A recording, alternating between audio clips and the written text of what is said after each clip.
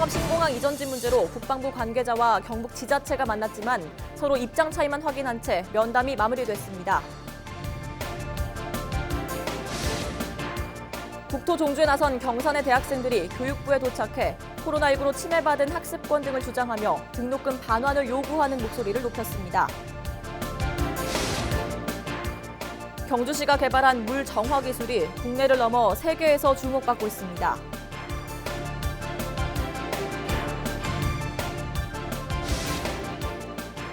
김현창 전 대구시 경제부시장이 재임 시절 뇌물을 받은 혐의로 9일 검찰에 구속 기소됐습니다.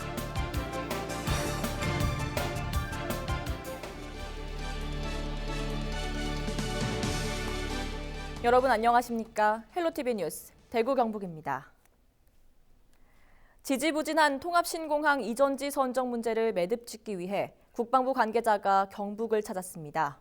9일 경북도지사와 의성군수를 만난 데 이어 10일엔 군의군수를 만났는데요. 국방부는 우보는 어렵다, 반대로 군의는 우보면 아니면 안 된다며 서로 선을 그으면서 면담은 입장 차이만 확인한 채 끝이 났습니다. 첫 소식 권미경 기자입니다. 지난 1월 주민투표 결과 통합신공항 이전 부지는 의성, 비안, 군위 소보면 공동후보지로 가닥이 잡혔습니다. 하지만 군위군이 공동후보지에 대한 유치 신청을 하지 않으면서 부지 선정 작업은 넉 달째 멈춰선 상태입니다. 꼬인 매듭을 풀기 위해서 10일 오전 박재민 국방부 차관과 김영만 군위군수가 만났습니다. 하지만 면담은 별 소득 없이 30분여 만에 끝났습니다. 국방부는 우보 단독 후보지 선정은 불가능하다 밝혔지만 군의군은 우보가 아니면 안 된다는 입장을 고수하고 있기 때문입니다.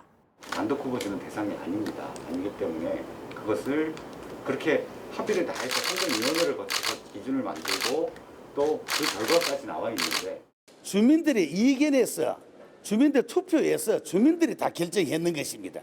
저희들은 법리적인 해석을 다 받아놨습니다. 그리고 절대 저희들이 다르게 하는 게 아니고 법과 절차대로 해달라고 하는 그런 이야기인 것입니다. 국방부는 이달 말 실무위원회를 열고 다음 달 10일 선정위원회를 개최할 예정입니다. 이를 위해선 관련 지자체들의 의견을 어떻게 조율하느냐가 중요할 것으로 보입니다. 다음 단계로 어떻게 나갈 건가와 관련해서는 너무 지나치게 배제적이고 압박적인 관점이 아니라 인내의 바탕 위에서 이해와 설득을 통해서 막바지에 발이 묶인 통합신공항 이전 사업. 자칫 사업이 원점으로 돌아가진 않을까 하는 우려가 커지고 있습니다. 헬로티비 뉴스 권미경입니다. 6월 민주항쟁 33주년을 맞아 전국의 대학생들이 교육부 앞에 모였습니다. 이들은 코로나19 사태로 1학기 수업이 대부분 온라인 강의로 진행된 만큼 등록금을 돌려달라고 촉구했습니다. 이하영 기자입니다. 등록금 반환을 요구하며 국토 종주에 나선 경산의 대학생들이 200km를 걸어 교육부에 도착했습니다. 이들은 전국 70개 대학 총학생회와 대학생 관련 단체와 함께 교육부 청사 앞에서 기자회견을 갖고 코로나19로 학습권을 침해받은 대학생의 권리와 재난 상황에서의 대학 정책, 등록금 반환에 대한 생각 등을 이야기했습니다. 6월 10일이 이제 민주항쟁의 날이잖아요. 그래서 이제 저희 선배님들이 자유를 이제 위해서 이렇게 노력한 날인데 경산 지역 5개 대학뿐만 아니라 대구권에서도 대학들이 다 올라왔고 전라도권에서도 올라왔고 전대넷도 왔고 그다음에 충청도 지역에서도 다 이렇게 등록금 반환에 대해서 우리 목소리를 내자고 이렇게 다 같이 모인 거거든요.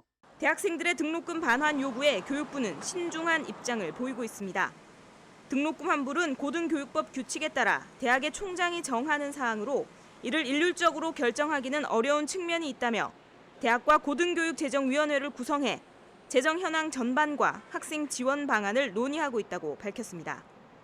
1학기 종강을 앞둔 가운데 등록금을 돌려달라는 대학생들의 요구는 거세지고 있습니다. 헬로티비 뉴스 이하영입니다. 대구 경북의 코로나19 신규 확진자가 이틀 연속 0명을 기록했습니다. 누적 확진자는 10일 0시 기준 대구 6,888명, 경북 1,383명입니다. 10일 0시 기준으로 전국 신규 확진자는 50명이며 대부분 수도권에서 발생했습니다. 정부가 지급한 긴급 재난지원금의 절반가량이 외식과 장복에 쓰여진 것으로 나타났습니다. 행정안전부가 지난달 5조 6,700억 원의 긴급 재난지원금 사용 현황을 분석한 결과 카페를 비롯한 대중음식점에서 전체 재난지원금의 25%에 달하는 1조 4천억여 원이 사용됐습니다. 마트와 식료품점에서 사용한 금액은 1조 3,700억 원으로 24%를 차지해 2위를 기록했으며 병원과 약국 등에서 사용한 금액은 5,900여 원으로 전체 재난지원금의 10%가량이 쓰였습니다. 재난지원금 지급 전과 비교했을 때 업종별 매출액이 증가한 곳은 안경점과 병원, 약국 등이었으며 긴급 재난지원금 사용액의 64%인 3조 6천억 원가량이 연 매출 30억 원 이하 중소신용카드 가맹점에서 사용됐습니다. 정부의 긴급 재난지원금 예산 규모는 총 14조 2,400억 원 수준이며 행정안전부는 8월 말까지 긴급 재난지원금이 다 쓰여질 수 있도록 소비 촉진 캠페인을 펼칠 계획입니다. 경주시가 개발한 물 정화 기술이 국내를 넘어 세계에서 주목받고 있습니다. 이달 말에는 베트남 첫 수출을 앞두고 있는데요. 어떤 강점이 있는 걸까요? 박은경 기자가 알아봤습니다. 경주시가 자체 개발한 기술을 적용해 만든 물 정화 시설입니다. 필터가 아닌 미세 버블과 오존을 이용해 오염 물질을 표면으로 띄워 걸러냅니다. 이동이 가능할 만큼 작은 설비지만 하루 1,000톤까지 처리할 수 있습니다. 정화에 드는 시간은 단 30분. 기존 시설에 비해 처리 시간이 짧아진 것은 물론 비용도 30% 이상 절감시킨 것이 특징입니다. 필터를 사용하지 않지만 필터 수준의 어떤 정화 정수 기능을 가지고 있어서 상당히 깨끗하게 할 수 있습니다. 이렇게 하게 되면 필터를 교체할 필요도 없고 전기세가 30% 저감되고 설치비가 30% 저감돼서 작지만 강한 이른바 경주형 물 정화 시설은 지난 2014년 특허를 받은 이후 국내 보급을 통해 매년 수억 원의 수익을 올리고 있습니다. 물이 부족한 개도국들의 러브콜도 이어지면서 이달 말에는 베트남 첫 수출도 앞둔 상태입니다. 콜롬비아, 인도네시아, 필리핀, 인도 등 많은 나라에서 지금 수출 협의를 하고 있습니다.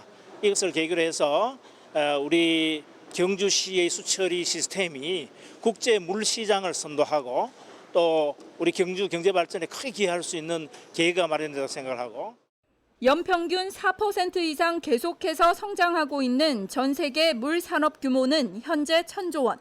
경주시는 지속적인 투자와 연구 개발을 통해 차세대 먹거리로 꼽히는 물 시장의 선도 도시로 나선다는 계획입니다. 헬로티비 뉴스 박은경입니다. 김현창 전 대구시 경제부시장이 9일 검찰에 구속 기소됐습니다. 재임 시절 연료전지 사업과 관련해 풍력발전업체 관계자로부터 뇌물 1억여 원을 받은 혐의가 적용됐습니다. 대구지방검찰청은 지난달 대구시청 별관과 자택을 압수수색하고 그를 구속했습니다. 김 전 부시장은 지난 2011년부터 7여년 동안 재직하면서 역대 부시장 중 가장 오랫동안 근무한 기록을 갖고 있습니다.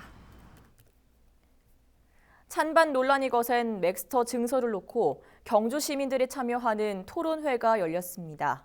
경주발전협의회 이채근 사무국장과 맥스터 추가건설 반대 시민대책위 이상홍 집행위원장의 발제를 시작으로 원자력 아카데미 이재근 원장이 좌장을 맡아 토론이 진행됐습니다.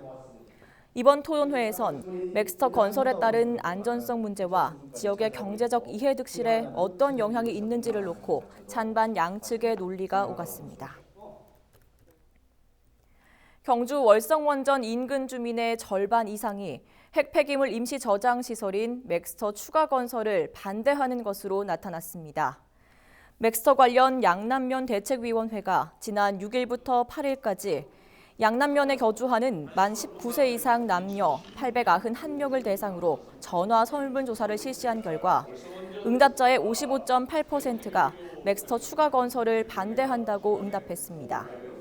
반대 이유로는 핵 폐기물의 안정성을 확보하지 않았기 때문이라는 답변이 가장 많았습니다. 한편 찬성한다고 답한 사람은 44.2%로 가장 큰 이유로는 지역경제 침체를 꼽았습니다. 경산 시민협동조합 택시와 민주노총 소속 노조가 택시기사 30명을 전원 고용 승계하는 데 합의했습니다. 노사 합의에 따라 경산 시민운동장 내거리 조명탑에 올랐던 택시기사도 고공 농성을 풀고 땅으로 내려왔습니다. 민주노총 소속 노조원 30여 명은 지난 1일 법인 택시회사가 협동조합으로 바뀌는 과정에서 부당하게 해고를 당했다며 복직을 촉구하는 농성을 벌여왔습니다.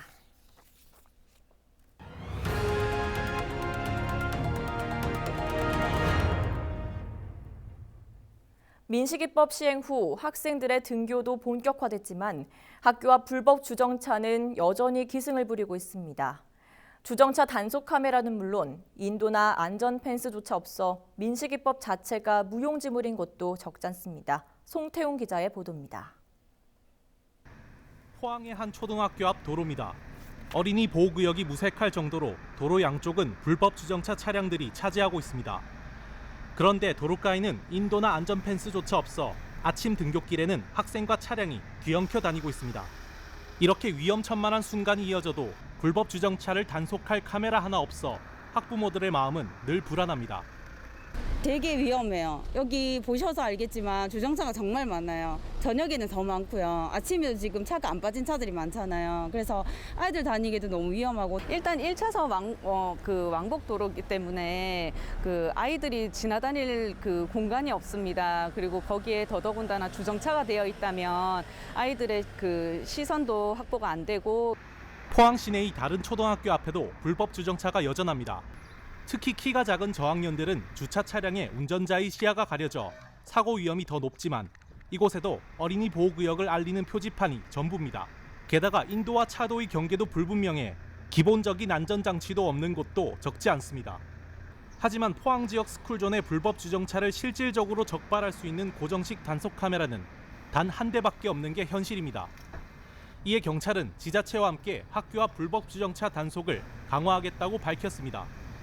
지자체하고 협동으로 지속적으로 사고 예방을 위해서 꾸준히 단속 및 홍보 활동을 병행해 나아가기로 하겠습니다. 어린이 보호구역 내에서는 과태료도 배로 부담되는 만큼 운전자 여러분들의 각별한 주의를 부탁드립니다.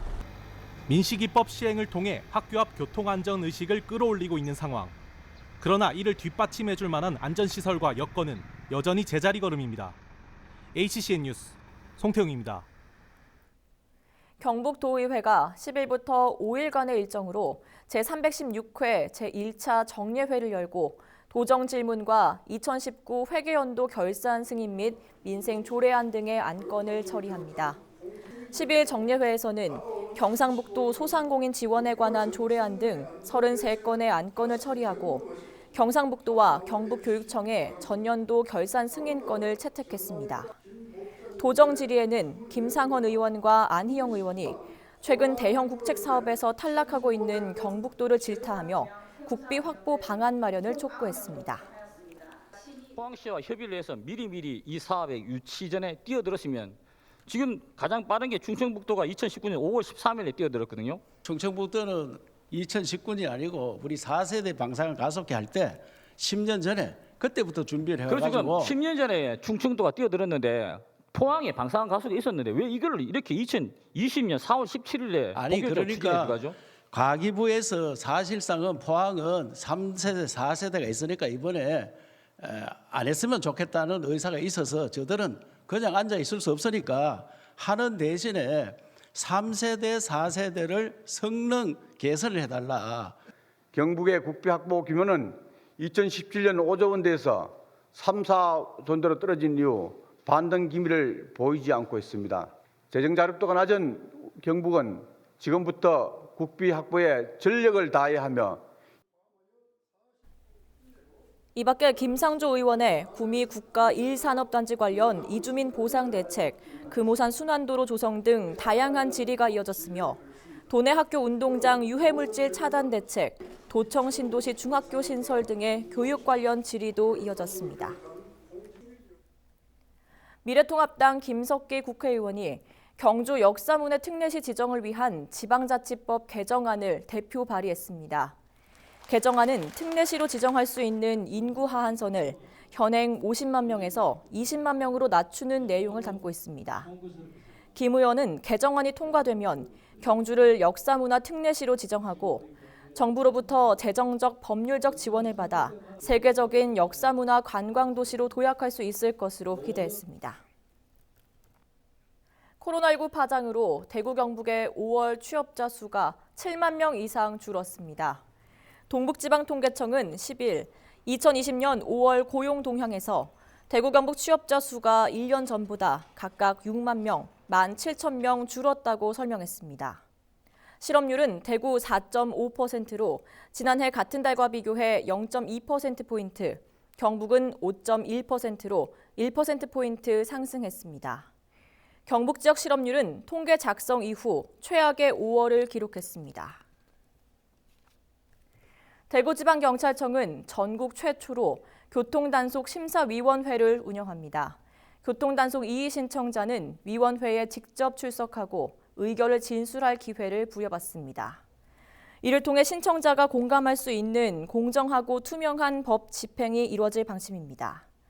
지난해 대구 지역 교통단속 이의 신청은 58건이 처리됐습니다. 대구시가 지역의 성장 잠재력이 높은 중소기업 15곳을 스타기업으로 새로 선정했습니다. 자동차 부품과 한의약품, 정보통신기술 시스템 등 다양한 분야의 생산 기업이 포함됐습니다. 기업들은 중소벤처기업부와 대구시의 성장 컨설팅, 연구개발 기획 등 지원을 받아 글로벌 기업으로 성장하게 됩니다. 새롭게 선정된 기업 15곳의 평균 매출액은 165억 원으로 고용은 44명, 3년간 연평균 매출 성장률은 12.7%를 기록했습니다. 대구시가 깨끗한 수돗물이 가정집까지 흘러갈 수 있도록 3년마다 전체 수도관을 세척하기로 했습니다. 대구시 상수도사업본부는 상수도 송배수관로 6,176km를 구역별로 나누어 매년 2,000km씩 세척할 계획입니다. 또 물때 같은 이물질이 많이 생기는 지점은 질소 세척, 산소 세척 등 새로운 공법을 활용할 예정입니다. 포스트 코로나 시대의 인간과 사회, 환경의 교감을 주제로 한 새로운 연대 전시회가 오는 16일부터 대구미술관에서 열립니다. 대구미술관이 코로나19로 인한 휴관 이후 처음으로 선보이는 이번 전시회에는 장용근, 김한나 등 작가 12명의 다양한 신작 410여 점을 만나볼 수 있습니다. 코로나19 예방 차원에서 관람 신청은 인터넷을 통해 미리 해야 하고 작가와의 대화와 강연 등 전시 연계 프로그램은 7월부터 진행됩니다. 청송군이 만 70세 이상 고령 운전자가 운행하는 차량을 대상으로 어르신 운전 중 스티커를 제작해 배부합니다.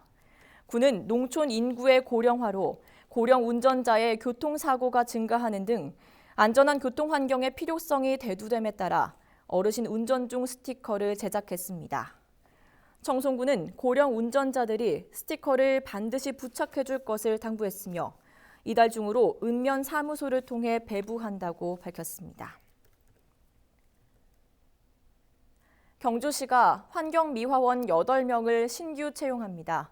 경주시에 주소를 두고 1년 이상 거주한 사람 중 만 18세 이상 60세 미만이면 누구나 지원할 수 있습니다. 접수는 오는 22일부터 26일까지입니다. 지난해 신규 채용에는 3명 모집에 131명의 지원자가 몰려 43대 1의 경쟁률을 기록한 바 있습니다.